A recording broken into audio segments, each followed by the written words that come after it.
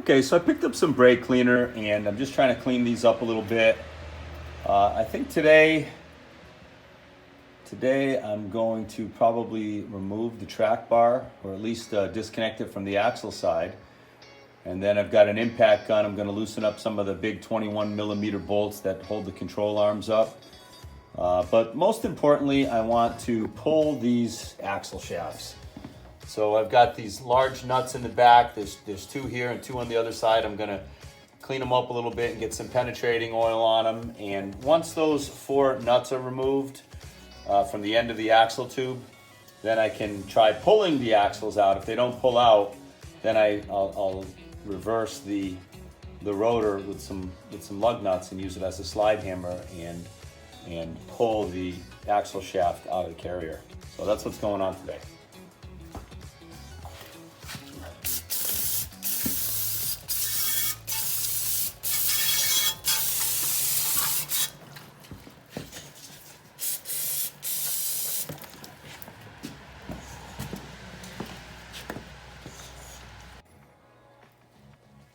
Okay, the nuts on the back of this axle tube that hold the axle shaft retaining plate are 18 millimeter nuts.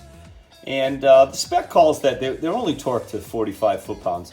I had changed my OEM axle shaft some time ago, probably about 2 or 3 years ago. I ended up with a bent axle flange. So I bought these carbon chromoly axle shafts, and quite honestly, they have been phenomenal. Kudos to carbon. These things have been really good. So some forums will say when you change these axle shafts out to get new nuts. I use these. These were the stock ones. I used them on the carbon. I used a little blue Loctite, and I've had no problem whatsoever. So I don't really think that's necessary. So I'm just going to disconnect the two on the front side, and the passenger side here will be all set to be removed.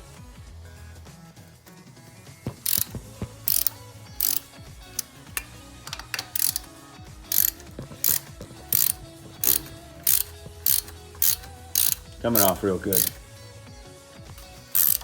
Okay, so if you look at this is my rotor, and it's on backwards, and I put lug nuts on it. So the idea is that I can take this thing now and slide it in and pull it out really hard, okay? So that's the idea. I'm gonna use it as a slide hammer and put my left hand here, my right hand here, and sit in front of this thing and use it as a slide hammer and pull out and break the axle shaft out of the splines that they're sitting in. So I removed the four 18 millimeter nuts off the studs that go through the retainer. There's a plate inside there called the axle shaft retainer plate. And these nuts on this side and two more on the other side have been removed. So now there's really nothing stopping this axle shaft from being pulled out of the carrier. So that's where we begin today.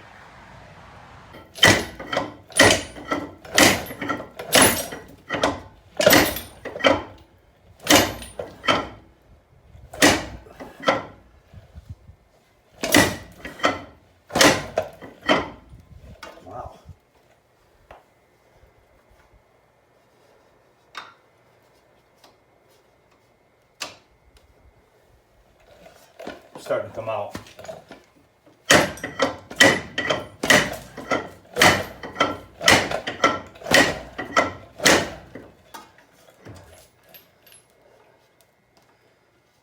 The retainer plate is loose. Now I'm just trying to get the axle shaft out. And there it is. All right. So I had the oil catch here just in case, but the tube is level, so I'm not expecting anything. So now the axle shaft is out. So now I'm taking these lug nuts off. Get this rotor out of the way. And now you can see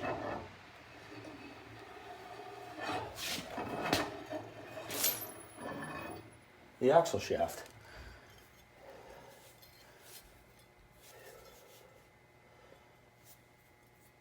Very nice. All right. Okay, just This is the race right here for the bearing. And sometimes you can take your fingers and pull it out, but it seems like it's going to stay in there. So all I've done is take some brake cleaner and clean this up really nice and put a rag in there. So this side's out, the passenger side's out, and I got to get over to the driver's side.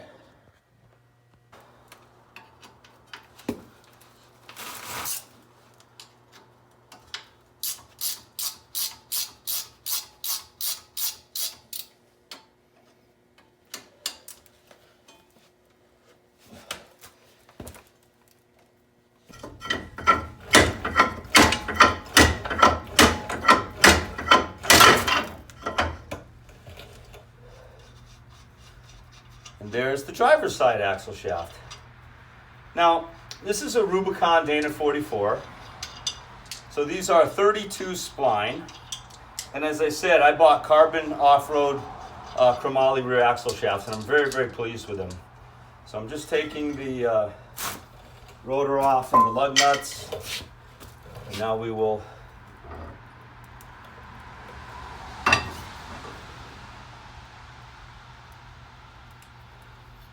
there we go. Beautiful. Beautiful piece of hardware. I'll clean up the retainer plate a little bit. I can see some rust there around the seal. Try to clean that up a little bit, but pretty easy job. Very pleased with this. And then I'll get in here with some brake cleaner and clean this up really nice as well. Okay, so now I'm just undoing the bottom shock mount, which is 18 millimeter head bolt.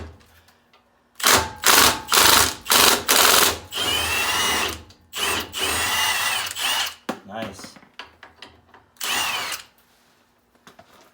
Some rust there, boy.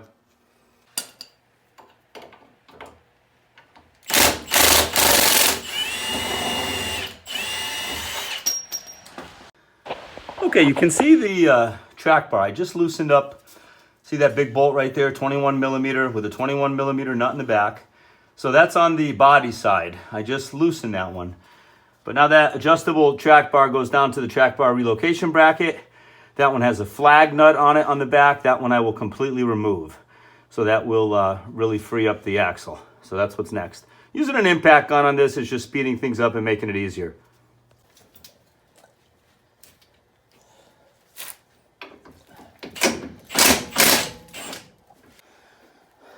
Flag nut.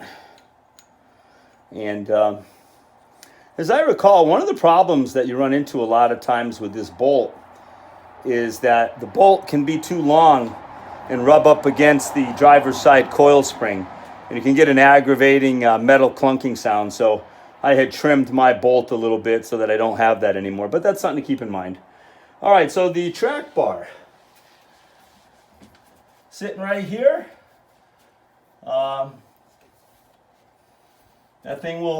That thing's all free and clear now. So as I loosen up the upper and lower control arms and start lowering this down, that track bar will be out of the way. So that had to be done. And then I don't want to forget either that about the two electrical connections in the front of the rear differential for the locker and the plunger switch that says I'm engaged. So I'm hoping to get some good light on that. So I'm going to loosen up the control arms a little bit now, I think, and maybe lower this down a little bit.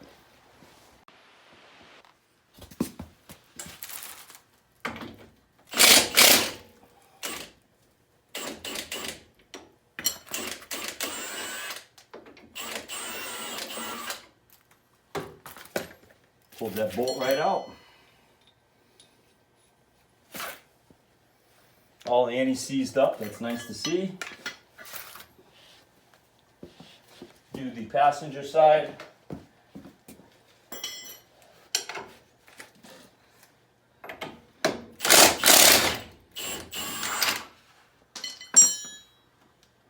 Very nice.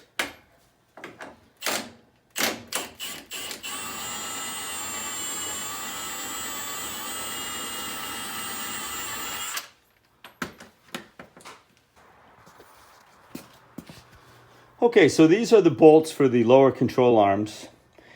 And the bolt head was on the inside of the Jeep and the nuts were on the outside. So So what I want to try to do now is take a hammer. That's my lower control arm skid plate right there, the Evo skid plate. I got one on each side. I'm going to take a hammer and gently tap that down out of the way. There we go.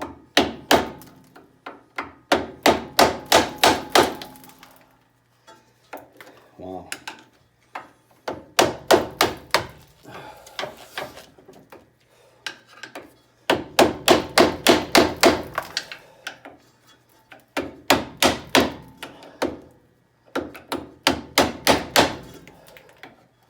Thing's really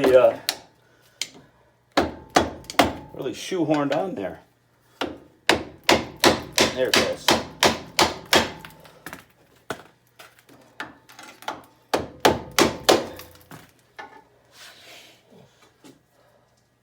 Don't forget on the other side, which makes it even a little more difficult, you can see it right there, the track bar relocation bracket.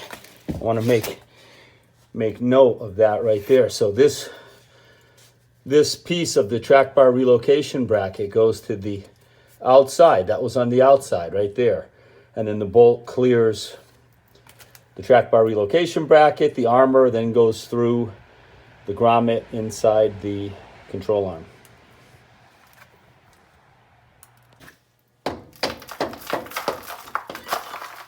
Wow. So there it is. That's the lower control arm slash shock absorber lower mount armor. I mean, pretty nice piece of hardware. I mean, you look at the damage the thing takes, so I'm pleased with it, but it does tend to catch a lot of dirt. So we'll just leave that right there for now. Got to go work.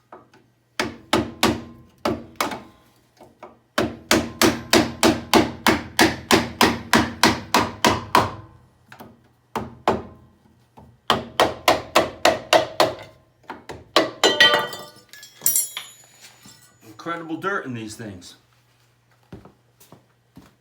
Okay, you can see clearly here. I used the ratchet, loosened this up really good. This is the upper control arm, and I did the same thing on the driver's side. So now when I take the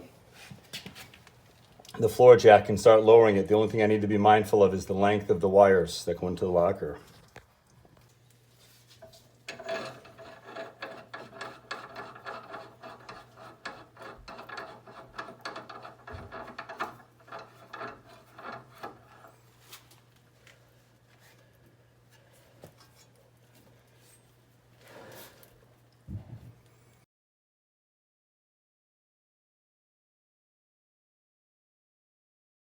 Okay, still not crazy about the room that I have, but that first plug that you're looking at right there goes to the plunger switch that threads into the casting, and that's what actually tells the computer if you're locked or unlocked. So you can see the red latch. I've pulled it out. It rests on top of the plug. I pulled it out towards the front of the Jeep. So now I'm hoping I can squeeze that thing and get it to disassemble. So that's the first one I'm working on.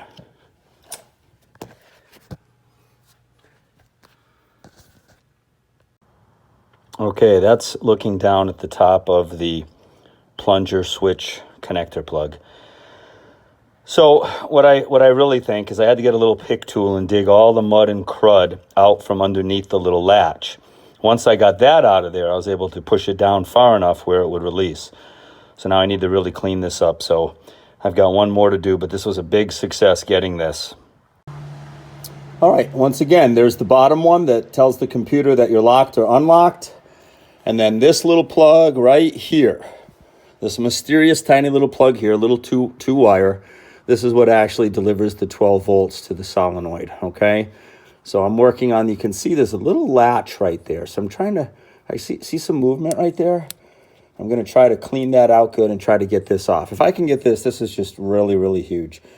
These are very, very difficult, and you know, sometimes it's just hard to find anything at all on the internet about exactly how to release it. And quite honestly, when the axle's way up in place, the gas tank gets in the way, you can't even see it. So it's kind of nice to have lowered the axle this far and to be able to actually see what we're doing. And then above that, you can see this little nut right here. Oh, excuse me, this little bolt.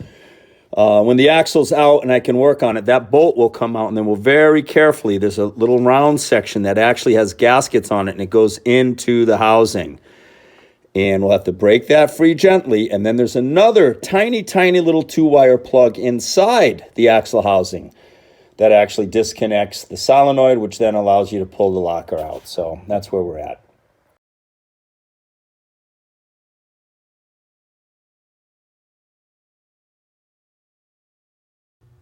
All right, I'm not gonna lie to you. This freaking pin took an hour to separate from this piece. Now this is like $130 piece if you break it. You can see it has a gasket. So the next chore that I'm gonna have to do, right now the harnesses, the wiring harnesses are away from the axle. So that's what I wanted to accomplish. But you can see this is the piece that goes into the axle housing, and it has a gasket. And it goes like this, and it gets bolted in there. But there is another extremely difficult, crazy-ass plug to pull out of the bottom of this piece in order to get the carrier out. But we'll cross that bridge another day when the axle's out and I can work on it, okay? See those 2 blue wires? Those go to the solenoid to activate the locker. So here's my harness wires right there. You can see them, but just a terrible design. A lot of cleaning with brake cleaner and little pick tools, and just extremely difficult. An hour to unplug these 2 plugs. All right, happily, there's the 2 coils. So you can see the differential is extremely low to the ground now. The only thing really holding it up is the bolts through the upper control arm mounts. Outside of that, it's ready to be removed from the vehicle. All right, the sun's kind of going down. The lighting in here sucks. All the control arms are off. The axle's just kind of balancing on the floor jack with the locker in it, and I'm using that toolbox in the front. You can see the flange is sitting on it right there. So now I got to just kind of carefully get this thing out of here.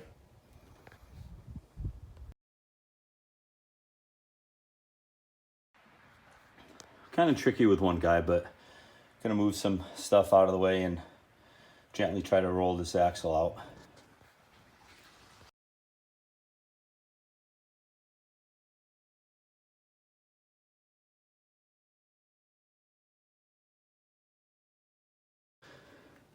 I didn't expect to get this far, but it's a lot of work. Gemma was on the phone planning her sleepover with Beatrice. Okay, you are on my video. Oh. That's okay. There you go, Stace. Now, if you would have let me spend $5,200, we would sell this one and just put a big, huge, If beefy. you want to live in your Jeep. It's crazy. Look at this shit. My goodness. All right. Okay, I thought it was going to take about an hour and a half to get this axle out with the condition I was in. But in all honesty, I lost an hour on the 2 electrical connectors right here. These things are absolutely no joke, and I still have a hell of a challenge ahead of me. Freeing up the 2 wires on the bottom side of this, unplugging this unique piece right here that goes in, and then once that's done, then I can take off the bearing caps right there on each side and mark proper orientation and so forth, and pull the carrier out. So that'll be nice because that thing's pretty heavy. This axle, I could lift it myself with all of this in there. This is without the axle shafts, and I still thought it was pretty damn heavy by myself. But anyway, there she sits. She needs some work. She needs some cleaning, etc., etc. But that's okay. And then Recon 1, well, sitting on some jack stands, and she's stripped of her rear end right now. So hopefully when I get this thing back in there, it's going to be way better. It'll have a truss, it'll have a great patch on it, and then I'll take my time and probably piecemeal it in just the way I took it apart as time allows.